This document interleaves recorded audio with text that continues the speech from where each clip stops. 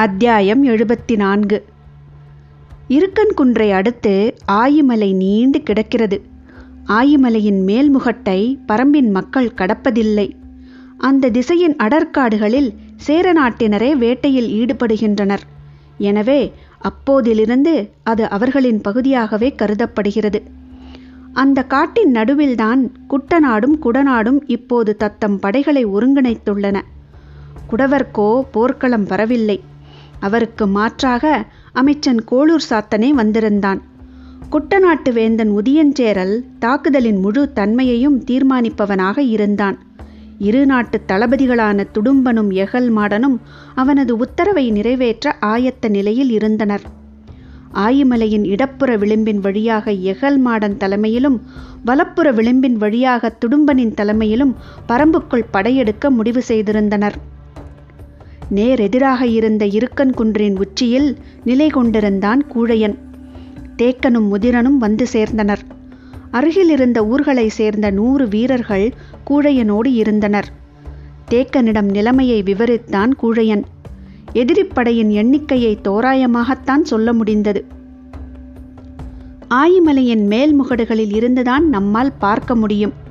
மலையின் கீழ்ப்பகுதியில் உள்ளொடுங்கிய அடர்காடுகளுக்குள் அவர்கள் இருப்பதால் அவர்களின் எண்ணிக்கையை சரியாக மதிப்பிட முடியவில்லை என்றான் கூழையன். ஆனால் இருவர் படைகளும் காட்டுக்குள் வந்துவிட்டதை உறுதி செய்தான். அவர்களின் தாக்குதல் திட்டத்தை தான் கணிக்க முடியவில்லை என்றான். தேக்கன் நிலைமையை புரிந்து கொள்ள நேரமெடுத்து கொண்டான். சேரர்கள் இருவரையும் எளிதாக நினைத்துவிடக் கூடாது என அவனுக்கு தெரியும். கூழையனின் கூற்றுப்படி சேரப்படை முழுமையாக வந்து 2 வாரங்களாகப் போகின்றன. ஆனால் இன்னும் அந்த இடம் விட்டு அசையாமல் ஏன் இருக்கிறான்? அவனது காத்திருப்பு எதற்காக? தேக்கன் கேள்விகளை எழுப்பியபடியே இருந்தான். சேரன் ஆயிமலையின் இடப்புற விளிம்பு அல்லது வலப்புற விளிம்பு என ஏதேனும் ஒன்றின் வழியாகத்தான் உள்ளே நுழைந்தாக வேண்டும் என்று கூழையன் சொன்னபோது, ஏன் 2 பக்கங்களிலும் ஒரு சேர உள்ளே நுழைய மாட்டானா என கேட்டான் தேக்கன். வாய்ப்பிருக்கிறது என்றான் கூழையன். இந்த 2 பக்கங்களிலும் அவனது படையை எதிர்கொள்ள நாம் ஆயத்தமாவோம் என அவனுக்கு தெரியுமல்லவா? பிறகு ஏன் அவன் காலம் தாழ்த்தி கொண்டிருக்கிறான்? கூழையனிடம் பதிலில்லை. நம்மை இங்கு கவனம் செலுத்த வைத்து அவன் வேறு திசையில் நுழைய மாட்டானா என கேட்டான் உதிரன். இல்லை, வேறு எங்கும் அவனது படை நிலை கொள்ளவில்லை. இங்குதான் அவன் மையமிட்டுள்ளான் என்றான் கூழையன். எப்படி சிந்தித்தாலும் அவனது செயலின் காரணம் பிடிபடவில்லை. அன்றிரவு தேக்கன் எந்த முடிவும் எடுக்கவில்லை. உதியஞ்சேரல் ஏன் காத்திருக்கிறான்? அவனுக்கு தேவையான செய்தி வந்து சேரவில்லை, அல்லது அவன் நினைத்த இடத்தில் எதிரிகளாகிய நாம் வந்து சேரவில்லை. இந்த 2 காரணங்கள்தாம் இருக்க முடியும். சோழனும் பாண்டியனும் படையெடுத்துள்ள செய்தி அறிந்து அவர்களின் தாக்குதலுக்காக காத்திருக்கலாம், அல்லது நாம் ஆயிமலையின் எந்த விளிம்பில் அவனை எதிர்கொள்ள அணிவகுக்கப் போகிறோம் என்பதை அறிய காத்திருக்கலாம் என்று சிந்தித்தபடி இருந்தான். பின்னிரவு தொடங்கியது. தேக்கன் சொன்னான், நாளை காலை 2 விளிம்புகளிலும் நமது படையை அணிவகுக்கச் செய்வோம். அதன் பிறகும் அவன் முன்னகரவில்லை என்றால் சோழ பாண்டிய படையெடுப்போடு ஏதோ ஒரு வகையில் இவனது திட்டம் ஒருங்கிணைந்துள்ளது என்று பொருள். கூழையனும் முதிரனும் தேக்கனின் சொல்லோடு முரண்பட முடியாமல் அமைதி காத்தனர். தேக்கன் சொன்னான், அப்படியோர் ஒருங்கிணைப்பு இருப்பதாக நாம் முடிவுக்கு வந்தால் எதிரிகளை நோக்கி நமது படை முன்பாய்ச்சலில் சென்று தாக்க வேண்டியிருக்கும். தேக்கனின் கூற்று சரியெனப்பட்டது. திட்டத்தை நடைமுறைப்படுத்துவதை பற்றி பேசினர். இடப்புற விளிம்பில் உதிரனின் தலைமையில் 20 ஊர்களையும் வலப்புற விளிம்பில் கூழையனின் தலைமையில் 26 ஊர்களையும் அணிவகுக்குமாறு தேக்கன் சொன்னான். குதிரைப்படையினரோடு குன்றின் மேல்முகட்டில் அமைந்துள்ள இந்த இடத்திலிருந்து 2 பக்க நிலைமைக்கு ஏற்ப முடிவெடுத்து தாக்குதலை வலுவூட்டுவது தேக்கனின் வேலை என முடிவானது. திட்டமிட்டபடி கூழையனும் உதிரனும் ஆயிமலையின் விளிம்புகளில் எதிரிகளை தாக்க ஆயத்தமாயினர். வலிமை மிகுந்த குதிரைப்படையோடு இருக்கன் குன்றின் மேலே நின்றபடி 2 பக்க நிலைமைகளையும் கூர்ந்து கவனித்துக் கொண்டிருந்தான் தேக்கன். மறுநாள் முழுவதும் எதிரிகளிடம் எந்த அசைவும் இல்லை. காத்திருந்தான் தேக்கன். விருந்து மண்டபம் கோடையின் வெக்கையை சிறிதும் உள்ளிறக்காமல் இருந்தது. ஆனால் தேரல் கணக்கின்றி உள்ளிறங்கிக் கொண்டிருந்தது. ஹிப்பாலஸ் குடியில் பேரார்வம் கொண்டவனைப் போல காட்டிக் கொண்டிருந்தான். ஆனால் அவன் குடிக்கும் வழக்கமான வேகம் இன்றில்லை. காரணம், அவனது தேவை வேறொன்று. சோழவேலன் தொடர்ந்தார். எவ்வளவு அடர்கானத்தில் இருந்தாலும் தேவையான அளவு வழியமைப்பதில் வல்லமை வாய்ந்தவர்கள் குறுங்காடர்கள். இருக்கையின் மீதிருக்கும் தூசியை ஊதித் தள்ளுவதைப் போல பின்னிக் கிடக்கும் செடி கொடிகளையும் புதர்களையும் விலக்கி எளிதில் வழியமைப்பார்கள். கீழ்காடர்களோ நீரும் வேரும் கிழங்கும் அறிந்தவர்கள். மண்ணுள் இருக்கும் அனைத்தையும் பற்றி அவர்களைப் போல் அறிந்த இன்னொரு உயிர் இல்லை என்றே சொல்லலாம். மேல் மண்ணை முகர்ந்து பார்த்து அடிமண்ணை கண்டறியும் ஆற்றல் கொண்டவர்கள். மண்ணுள் மணிக்கற்கள் இருக்கும் இடத்தில் நன்கு வேர்விட்டு வளரக்கூடியது கருநொச்சி என்று கண்டறிந்தவர்கள் அவர்களே. அதனால்தான் கருநொச்சி இருக்கும் நிலத்தில் புதையல் இருக்கும் என்று மக்கள் நம்பத் தொடங்கினார்கள். மேல்காடர்களோ நிலத்தின் மேல்புறத்தை தமது உடலின் மேல்புறம் போல பாவிப்பவர்கள். மரம் செடி கொடி என அனைத்தையும் இருக்கும் நிலையிலேயே ஆயுதமாக மாற்றத் தெரிந்தவர்கள். இவர்கள் மூவரும் ஆதியில் ஒரு தாய் வயிற்று பிள்ளைகள். அந்த ஆதித்தாய் மண்ணுள்ளிருந்து விளைந்தவள், மண்ணால் ஆனவள் என்று சொல்கிறார்கள். அதனால்தான் இன்றும் மண் போர்த்தி உறங்கும் பழக்கம் அவர்களிடம் உண்டு. ஹிப்பாலஸ் இதுவரை இப்படியொரு பழக்கம் இருக்கும் மனிதர்களை பற்றி கேள்விப்பட்டதே இல்லை. மிரண்டு நின்றான். கிழக்கு பகுதி மலையின் ஆதி குடிகள் இவர்கள். பச்சை மலை தொடர்போல் ஒற்றை குணம் கொண்ட நீள் மலையல்ல அது. ஒவ்வொரு குன்றுக்கும் ஒவ்வொரு தன்மையுண்டு. கிழக்கும் மேற்கும் எதிர் திசைகளைப் போல இந்த இரு திசைகளில் உள்ள மலை மனிதர்களும் எதிரெதிர் தன்மைகளைக் கொண்டவர்களே. இத்தனை தலைமுறைகளாக தமிழ் நிலத்தோடு வணிகம் நடத்தி இருந்தும் இதுவரை கேள்விப்பட்டிராத செய்தியை கேட்டுக்கொண்டிருந்தான் ஹிப்பாலஸ். சோழவேலன் தொடர்ந்தார். காட்டின் ஆதி குணங்களை தங்களின் குருதி நாளங்களில் உணர்ந்தவர்கள் நெடுங்காடர்கள். எனவே அவர்களைக் கொண்டே படையெடுப்பின் முறைமையை வகுத்துள்ளான் என் மகன் செங்கனச் சோழன். சோழ நாட்டு நிலைப்படையின் தேர்ந்த வீரர்கள் மட்டுமே இந்த படையெடுப்பில் பங்கெடுத்துள்ளனர். நெடுங்காடர்கள் கவசமென அணிவகுக்க பரம்பை ஊடுருவி சென்று கொண்டிருக்கிறது சோழப்படை. அது சமதளப் போரில் எவ்வளவு ஆற்றல் வாய்ந்த தாக்குதலை நடத்துமோ அதைவிட வலிமையான தாக்குதலை இப்போது காடுகளுக்குள் நடத்த வல்லது என்றான். விழித்த விழி நகராமல் நின்றது. சேரனையும் பாண்டியனையும் கடந்தவனாக இருக்கிறான் சோழன் என தோன்றியது. இந்த எண்ணம் தோன்றிய மறுகணமே தான் கேட்ட கேள்விக்கான விடையை சொல்லாமல் மற்ற செய்திகளைச் சொல்வதன் மூலம் பேச்சை திசை திருப்புகிறார் சோழவேலன் என்றும் தோன்றியது. ஹிப்பாலஸ் ஆழ்ந்து சிந்தித்து அவரின் வழியையே நாமும் பின்பற்றுவோம் என நினைத்து கேட்டான். இவ்வளவு வலிமை கொண்ட படை இருக்குமேயானால் நீங்கள் வெல்வதற்கு பேரரசுகள் இருக்கின்றனவே, ஏன் பரம்பின் மீது படையெடுக்க வேண்டும்? உற்சாகத்தோடு பீரிட்ட சொற்கள் சட்டென நின்றன.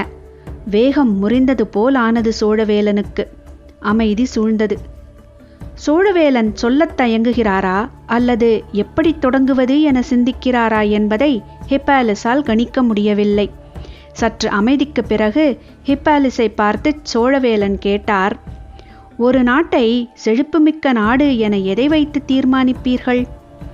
அது மனிதர்கள் தீர்மானிப்பதன்று. அந்நாட்டின் சேமிப்பறைகளில் இருக்கும் பொன்னும் மணியும் முத்தும் தான் தீர்மானிக்கின்றன. சரியாகச் சொன்னீர்கள்.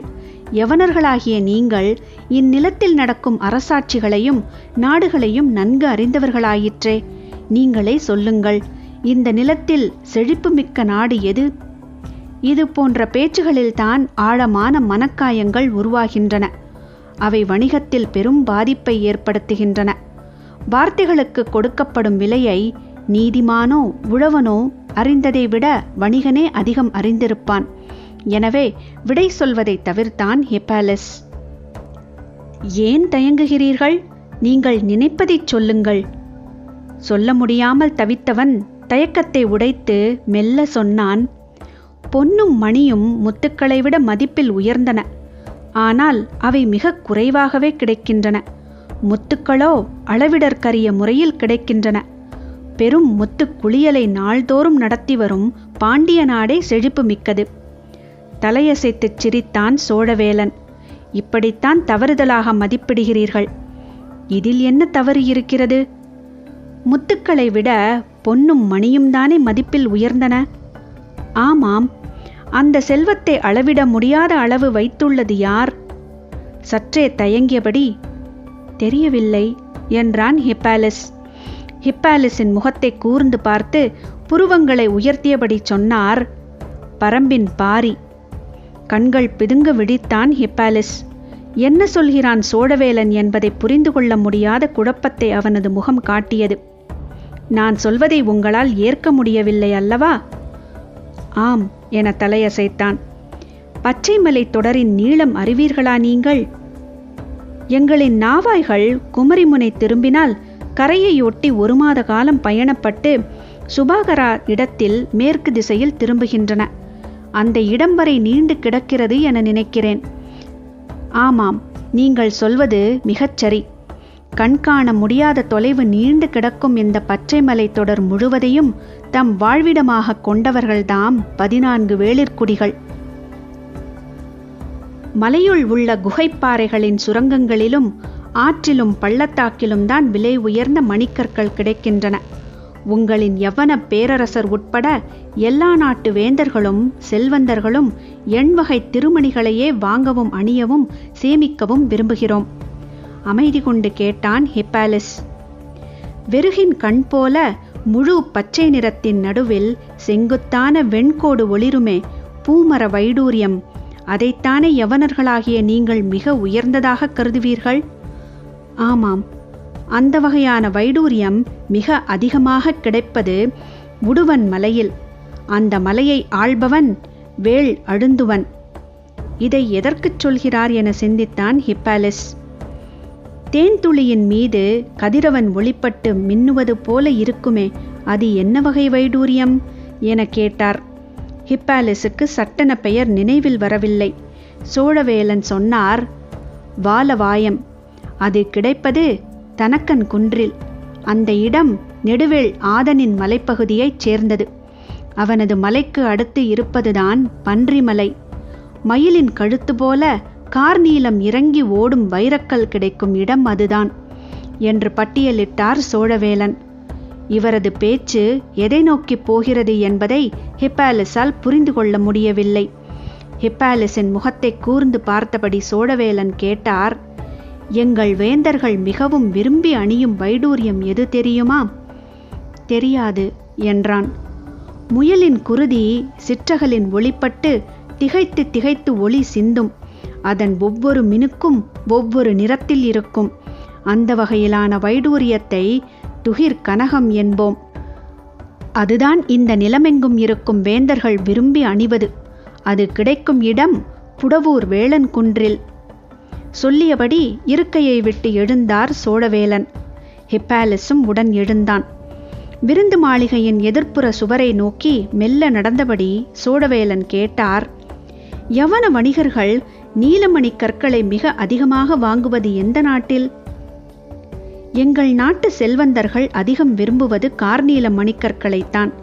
அந்த வகை மணிக்கற்கள் அதிகம் கிடைப்பது ஈழ நாட்டில்தான். எனவே அங்கிருந்து அதிகம் வாங்குகிறோம். அரச குடும்பத்தினர் பொதுவாக கார்நீலத்தை தவிர்த்துவிட்டு மாநீல கற்களைத்தான் பயன்படுத்துவர். அந்த வகை கற்கள் அதிகம் கிடைப்பது மணிப்பல்லவத் தீவில். எனவே எங்களின் நாவாய்கள் ஆண்டு முழுவதும் மணிப்பல்லவத் தீவில் நிலை கொள்கின்றன. சுவரில் இருந்த ஓவியத்தில் பெண்ணுறுத்தி நீர் நிறைந்த சிறு குவளையை கையில் வைத்துள்ளாள். அந்த குவளையில் உள்ள நீரிலிருந்து ஒளி படருவது போல் வரையப்பட்டிருந்தது.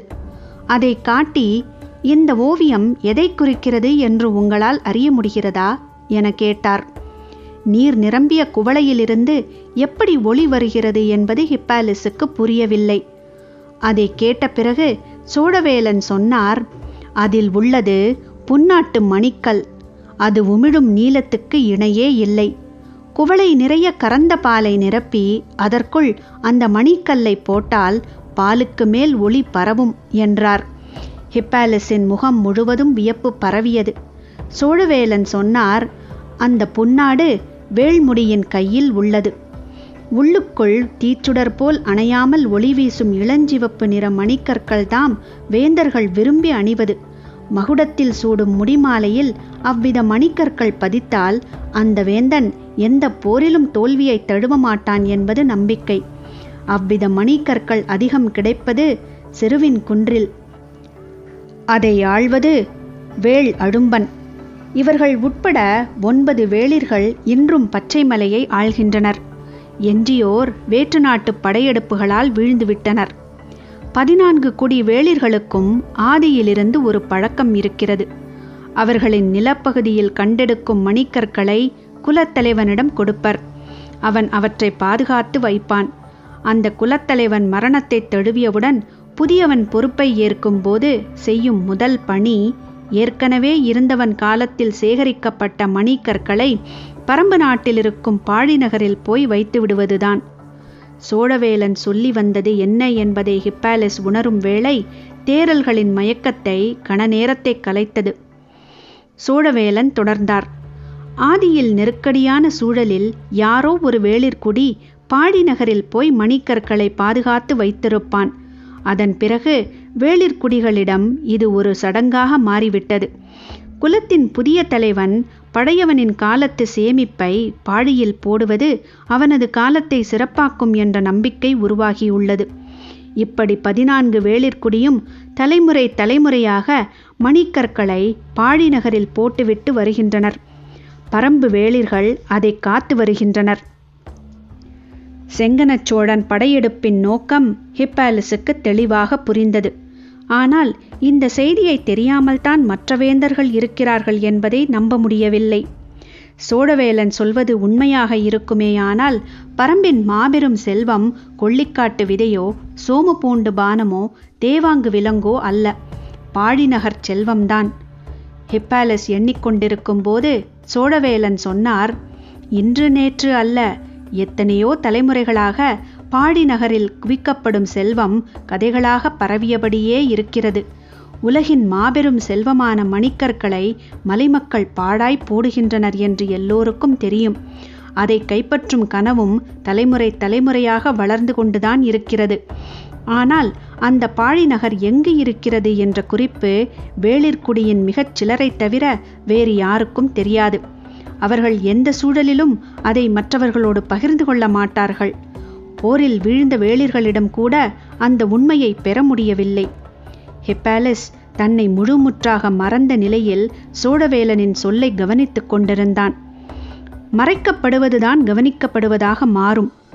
மேற்கு திசையில் உள்ள பச்சைமலை தொடரில் வேளிர்களால் மறைக்கப்படுவது கிழக்கு திசை குன்றுகளில் உள்ள நெடுங்காடர்களால் கவனிக்கப்படத் தொடங்கியது. தலைமுறை தலைமுறையாக பாழிநகரை அறிவதே நெடுங்காடர்களின் பணி.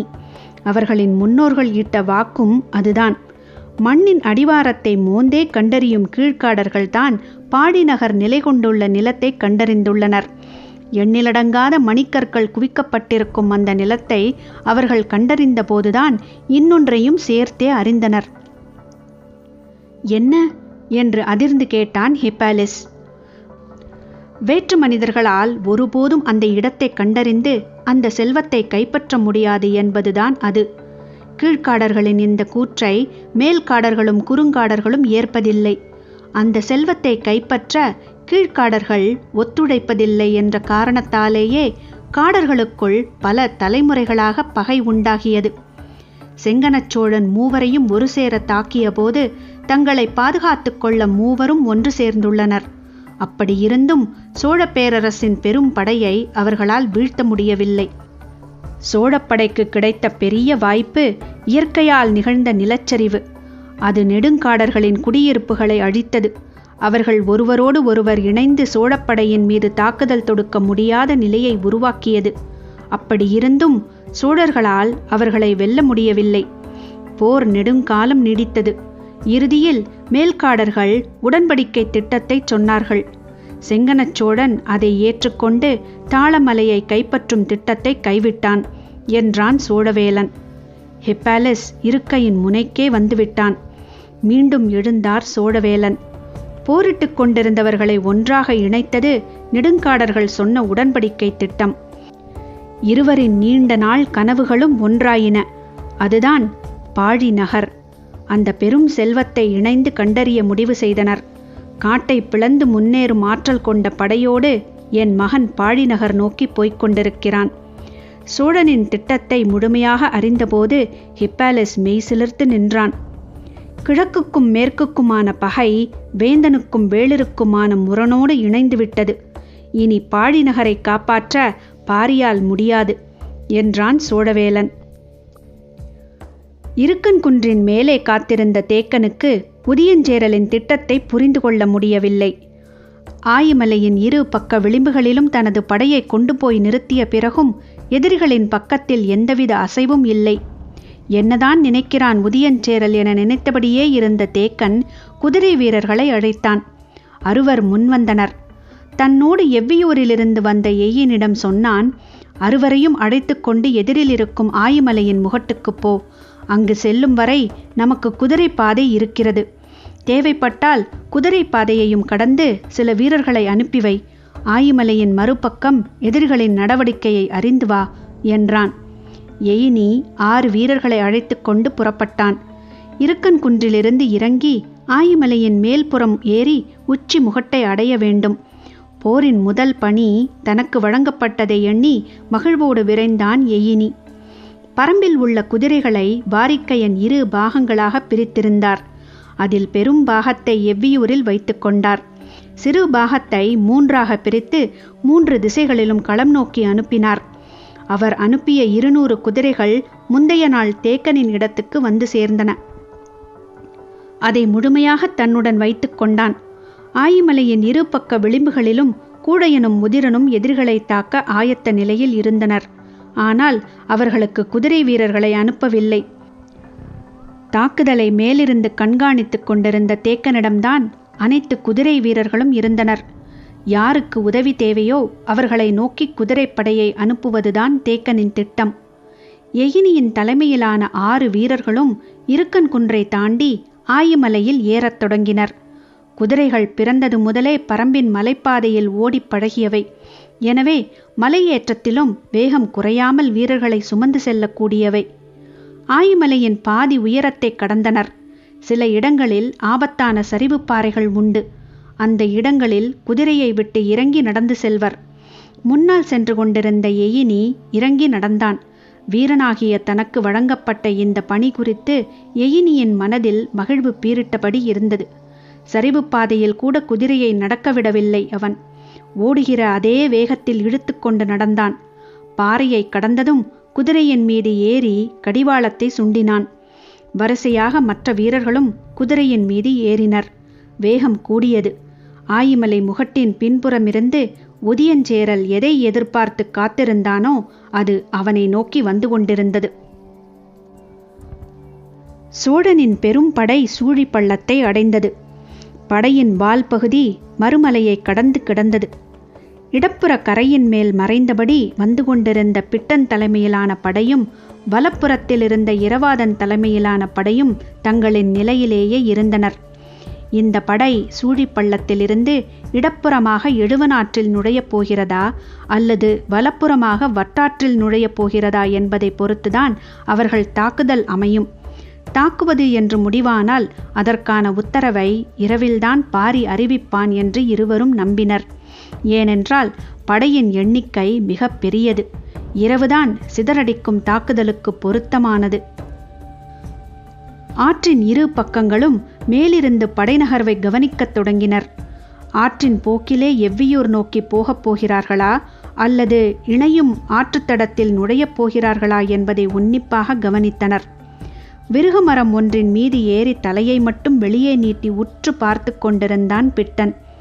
ஆற்றின் வலப்புறம் பாறையின் மேல் மடிப்பிலிருந்து பார்த்து கொண்டிருந்தான் இரவாதன். மலைமுகட்டின் மீதிருந்த பாரியின் 2 கண்களும் சூழிப்பள்ளத்தை உற்று பார்த்து கொண்டிருந்தன. பொழுது புலர்ந்த சிறிது நேரத்திலேயே வலப்புறமாக கதிரவன் ஒளியில் மின்னத் தொடங்கிய வட்டாற்று மணலில் தம்முடைய கால்களை பதித்தன சோழப்படையின் முதல் வரிசை யானைகள்.